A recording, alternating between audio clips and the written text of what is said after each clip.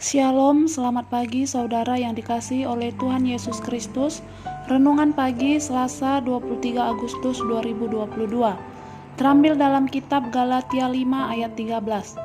Saudara-saudara, memang kamu telah merdeka, tetapi janganlah kamu mempergunakan kemerdekaan itu sebagai kesempatan untuk kehidupan dalam dosa, melainkan layanilah seorang akan yang lain oleh kasih.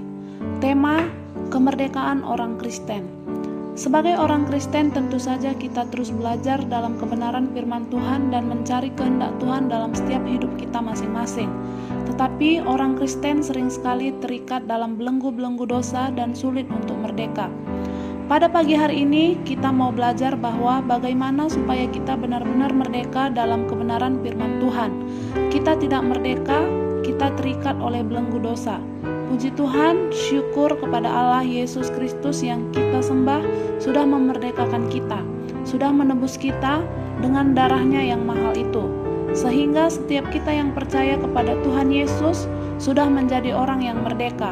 Bahkan hingga sekarang di setiap gereja, termasuk gereja kita, dalam waktu tertentu kita mengingat dan mengaminkan penebusan Kristus itu dalam bentuk sakramen perjamuan kudus. Selanjutnya, apa yang harus kita lakukan? Apakah sebagai orang Kristen sudah dimerdekakan? Kita boleh berbuat seenaknya? Rasul Paulus menekankan dua perkara yang harus kita perbuat sebagai orang yang sudah dimerdekakan oleh Kristus. Pertama, kewajiban terhadap Allah. Memang hal ini tidak tertulis dalam ayat-ayat yang kita baca. Allah yang sudah begitu mengasihi kita dengan mengorbankan dirinya sendiri supaya kita menjadi orang-orang merdeka. Oleh karena itu, sebagai orang yang tahu terima kasih, orang yang sudah dimerdekakan, maka kita tidak boleh menodai hidup kita yang sudah merdeka ini dengan perbuatan-perbuatan yang tidak berkenan kepada Allah. Kemerdekaan yang dimaksud oleh Rasul Paulus di sini adalah kemerdekaan untuk berhubung dengan Allah setiap waktu.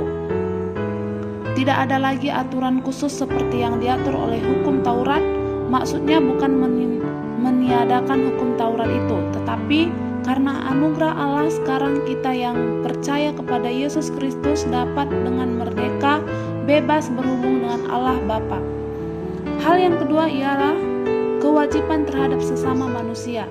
Galatia 5 ayat 13 dengan tegas menyebutkan kita harus saling melayani.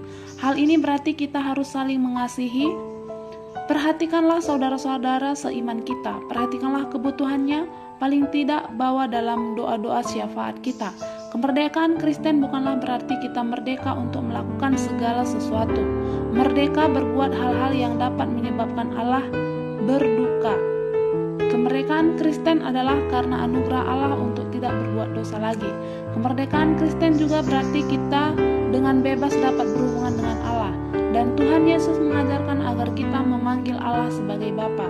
Sungguh ini merupakan anugerah dari Allah. Kita merdeka dari doa, kita merdeka untuk berhubung dengan Allah setiap saat. Amin. Selamat pagi dan selamat beraktivitas. Tuhan Yesus memberkati.